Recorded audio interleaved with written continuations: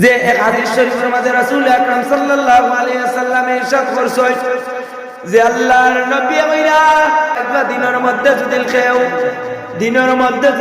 বেশি করে ইস্তেগফার পাঠ করলে তো পারে আমি আল্লাহ পাক রব্বুল আলামিনে আমার বান্দারে আমি 5টা পুরস্কার দান করব।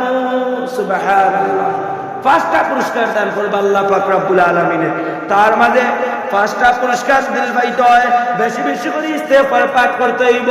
ইস্তেগফার পাঠ করলে কি হয় বলে আল্লাহ পাক রব্বুল আলামিনে তুমি যত বড় গুনাহগার হও না কেন, তুমি যত গুনাহ করো না কেন, আল্লাহ পাক রব্বুল আলামিনে তোমার সমস্ত গুনাহ মাফ করে দিলেইবা। তাহলে আল্লাহ পাক রব্বুল আলামিনে ঘোষণা দিছলা যে এই রাত হইলগে 1000 রাতের চাইতে উত্তম, অর্থাৎ 1000 রাত 1000 মাসের রাত হিসাব করিয়া দেখা যায় বছর দিয়ে হিসাব করিয়া দেখা যায় যে 83 বছর হয়।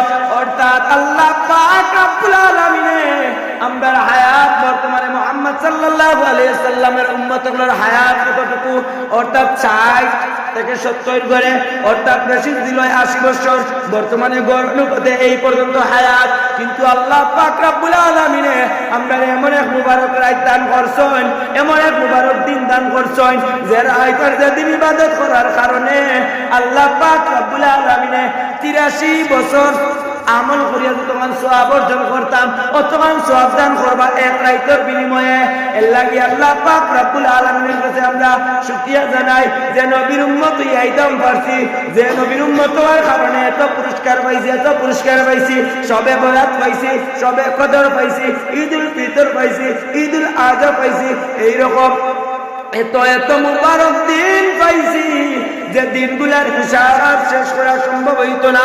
কার কারণে পাইছি বলে জনাবে মুহাম্মদুর রাসূলুল্লাহ সাল্লাল্লাহু আলাইহি ওয়াসাল্লামের উম্মত ইয়া দুনিয়ার জমিনে আওয়ার কারণে এত পুরস্কার পাওয়া, এত সম্মান পাওয়া যে আমরারে উম্মতগুলোরে এত সম্মান করবা।